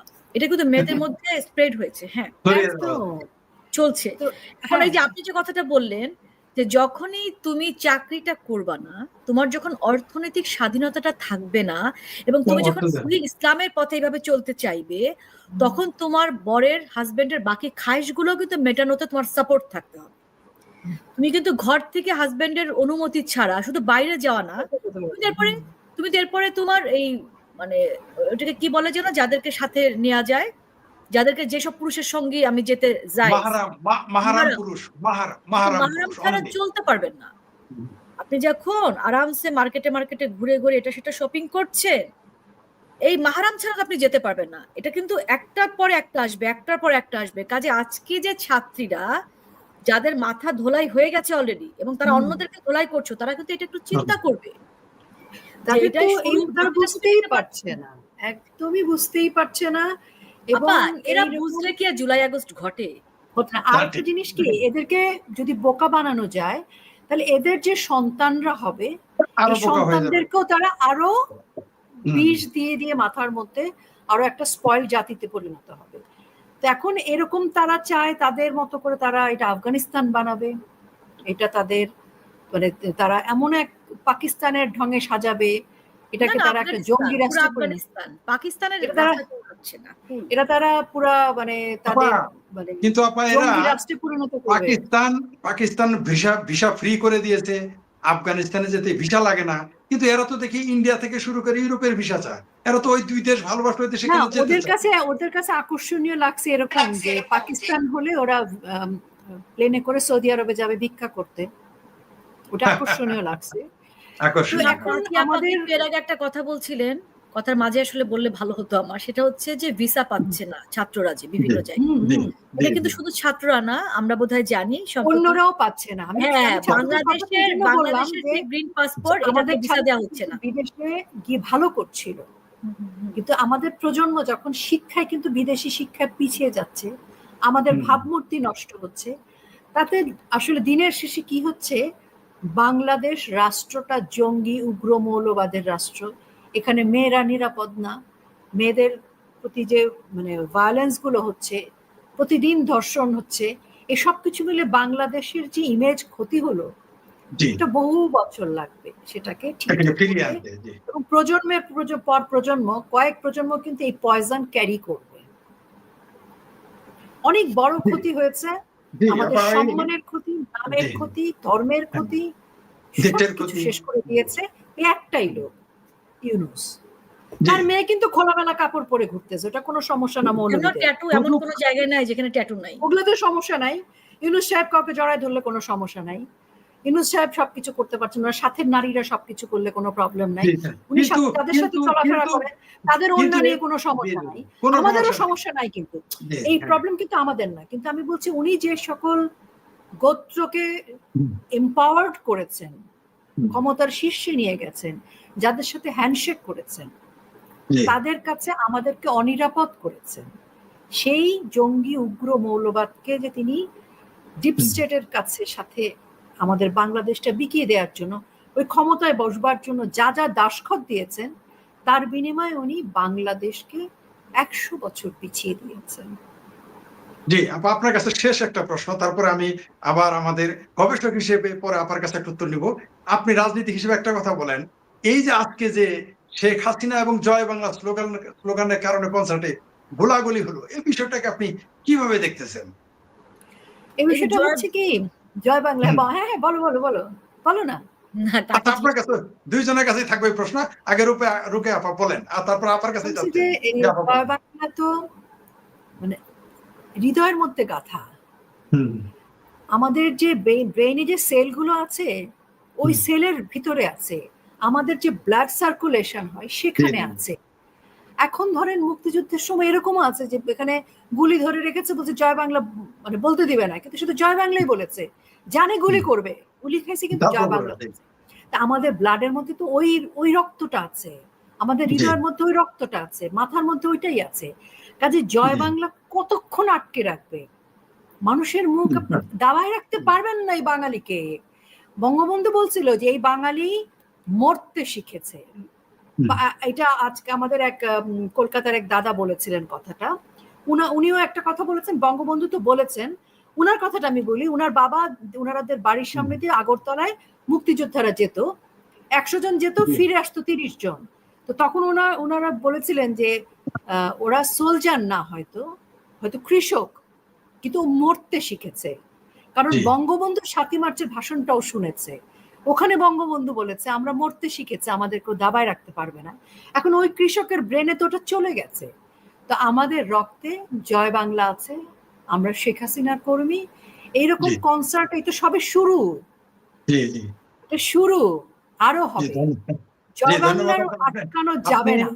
জি, ঠিকই বলেছেন, আমাদের দাবিয়ে রাখা যাবে না। বাংলার দামাল ছেলেদের, তরুণদের, কৃষক, শ্রমিক, মেহনতি মানুষ, কাউকে দাবিয়ে রাখা যাবে না। এমনকি আমি বিশ্বাস করি নারীদেরকেও দাবিয়ে রাখা যাবে না। তার প্রমাণ আপনারা দুইজন আমার সামনে, দর্শক দেখছে। জি আপা, রুমা আপা, আপনার কাছে আমার এবার গবেষক হিসেবে একটা উত্তর চাই আমি। শিক্ষিকা হিসেবে বলবেন না প্লিজ, গবেষক হিসেবে বলবেন। আপনি অনেকগুলো বিশ্লেষক না, গবেষক হিসেবে বলবেন। এই যে বাংলাদেশে এই মুহূর্তে এই যে ডক্টর মোহাম্মদ ডক্টর মহাতির মোহাম্মদ বলেছিলেন যে আমি আমার দেশের নাগরিকের, পুরুষেরও যেমন 2টি হাত, নারীরও তেমনি 2টি হাত, আমি নারীর 2টি হাতকে বন্ধ রাখতে পারবো না। তার জন্য কিন্তু মালয়েশিয়া আজকে কত উপরে চলে গেছে অর্থনৈতিক ভাবে, এটা আপনি জানেন, গবেষক হিসেবে তো অবশ্যই জানেন, আমরা পাঠক হিসেবে জানি।